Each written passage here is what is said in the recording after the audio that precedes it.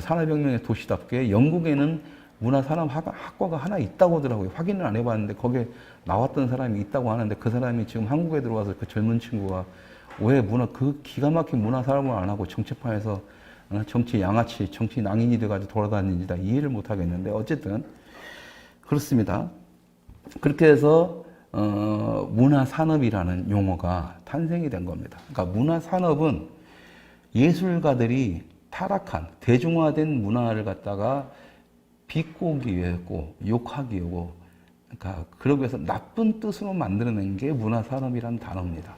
그래서 웬만한 데서는 안 쓰고는 있지만 지금은 21세기에 들어와서는 흔하게 해외에서는 흔하게 사용되는 단어고 한국의 대학들 중에서도 문화산업학과가 한두 군데가 있는 걸로 알고 있어요. 근데 또 문화 컨텐츠 산업과 뭐 이런 식으로 해가지고 학과 이런 식으로 조금 또 희한하게 나눴고 내가 알기로는 포항공대인가 카이스트인가에도 문화산업과가 있다는 얘기는 들었어요. 근데 실질적으로 문화산업의 방향성에하고는 전혀 상관없는 그런 방송이라고는 하더라고요. 아니 그런 학교라고는 하더라고요. 그러니까 저도 안 가봐서 모르겠지만 어쨌든 이 문화산업에 대해서 정통적으로 가르치는 것은 지금까지 내가 확인한 바로는 영국에 있는 모 대학의 문화산업학과가 있고 미국에서는 문화산업학과는 별도로 있진 않고 그렇다고 해서 아티스트는 뉴욕 쪽에 있고 LA에서는 이제 인스티튜트죠. 인스티튜트 학원 형식, 아카데미 형식으로 해서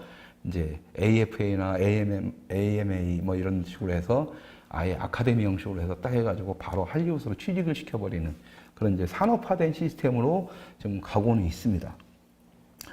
어쨌든 그게 뭐냐면, 그러니까 문화산업의 긍정적 개념에 대해서 저는 말씀을 드리는 거죠. 왜 이 문화산업이 왜 중요하냐면, 좌파들은 이 문화산업이라는 단어를 왜 안 꺼내려고 하고, 왜 우파는 이 문화산업을 끄집어 내야 되냐면, 바로 이 점부터 시작됩니다. 이 지점부터 왜 시작되냐면,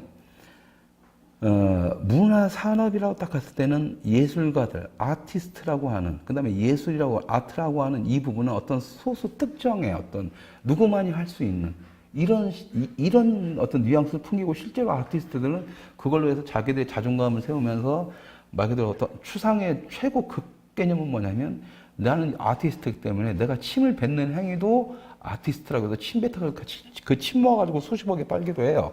그리고 어떤 이제 화가 같은 경우에는 자기의 피를 뽑아서 자기의 두상을 만든 다음에 자기의 피를 몇 차례 나눠서 뽑아가지고 자기 피를 채운 다음에 또 몇 억에 팔기도 하고. 뭐 그렇죠, 이제. 그런 무식한 활동들을 하는데 지금 이제 문화산업의 시대에서는 뭐냐? 일반적으로, 누구라도 할 수가 있고, 누구라도, 그러니까 흔히 말하는 아티스트가 문화산업인이 될 수가 있는 거죠. 문화인이 될 수가 있고, 이 누구라도 그 문화를 통해서 수익 구조를 만들어낼 수 있는 상태가 간 거죠. 그러니까 더 무서운 겁니다. 왜냐하면 예전에는 자기가 좀 실력이 있으면 뭐 왕정이라든가 귀족한테 딱 빌붙어서 쫙 해가지고 원하는 데 딱 해주고 원하는 데 연주해주고 뭐 하면서 그냥 기생하면서 먹고 살 수가 있었는데 그 버릇이 남아있는 상태죠. 워낙에 있는 집안이고 막 이렇게 있다 보니까. 근데 이제 문화산업시장은 뭐냐? 끊임없이 고민을 해야 되는 거예요. 끊임없이 고민을 해야 되고, 끊임없이 발전을 시켜야 되고, 끊임없이 뭔가를 만들어내야 되고, 그리고 끊임없이 대중화를 추구할 수밖에 없고, 그러다 보니까, 이 좌파 문화 예술인들은 그 자체를 혐오하게 되는 거죠. 문화 산업 자체를. 그래서 자기들은 문화 예술 나누고, 순수 예술, 뭐, 기초 예술, 파인아트, 뭐, 이런 걸로 막 계속적으로 아트자 붙여가면서 계속 가는 겁니다. 근데 문화산업이라는 것을 갖다가 딱 끄집어 오면 어떻게 될까요? 문화산업 우리가 딱 가져오면은. 그렇다면은 우리 대한민국 같은 경우는 지금 가지고 있는 게 뭐 재산이 있어요. 뭐 땅이 넓어요. 뭐 자원이 풍부해요. 없잖아요. 지금 남는 건 사람밖에 없었는데. 예. 그러니까 미셸린님 아까 제가 말씀드린 겁니다. 마르셀 듀샹, 예, 그 샘, 그것도 수십억이에요. 예, 그러니까 이제 그런 식으로 가는 건데 그것도 이렇게 미셸린님 보십시오니까 그 작품 하나만 놓고 야 도둑놈들 잃어버리면 안 된다니까요.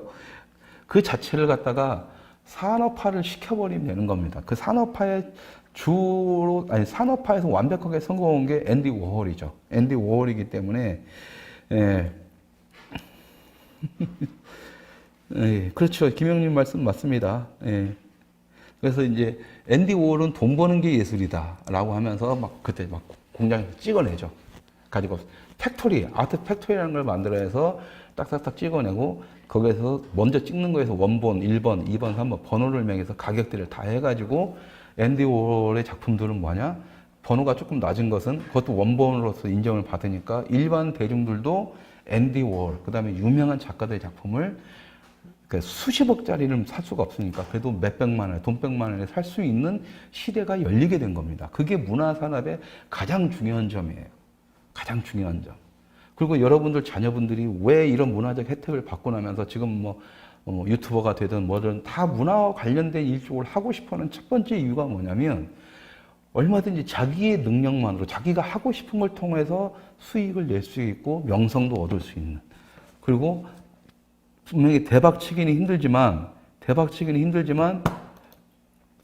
만약에 성공했을 때 문화 산업 분야는 아주 고부가 가치입니다. 고부가 가치 산업이기 때문에 거기에 대한 어떤 새로운 어떤 산업적 관점이 제시를 해야 되는 거죠.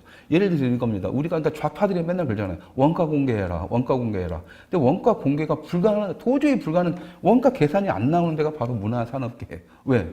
내가 머리를 썼어. 가지고 그림을 그렸어요.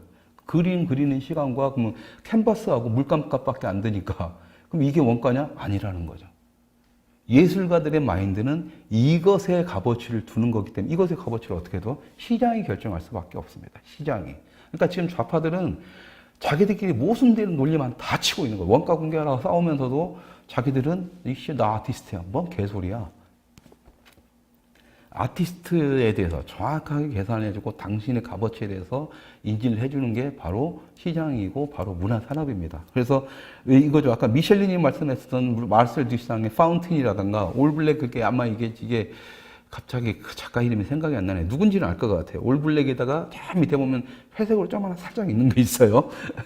그게 수십억, 수백억을 하잖아요. 수십억 가잖아요. 수백억 하고. 그런 것들은 뭐냐면 문화 시장이기 때문에 그만한 값어치를 형성해 주는 거죠.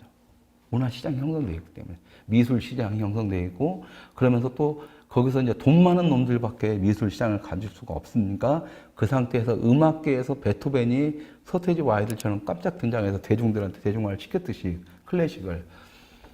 앤디 워홀이 미술 시장에 대중화를 시킨 거죠. 앤디 워홀은. 그러니까 앤디 워홀은 철저하게 이 문화 산업을 활용했던 사람입니다.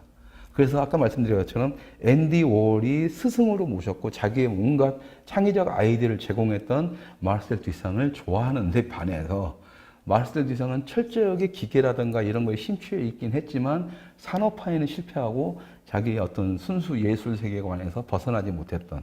근데 그것도 멋있죠. 왜?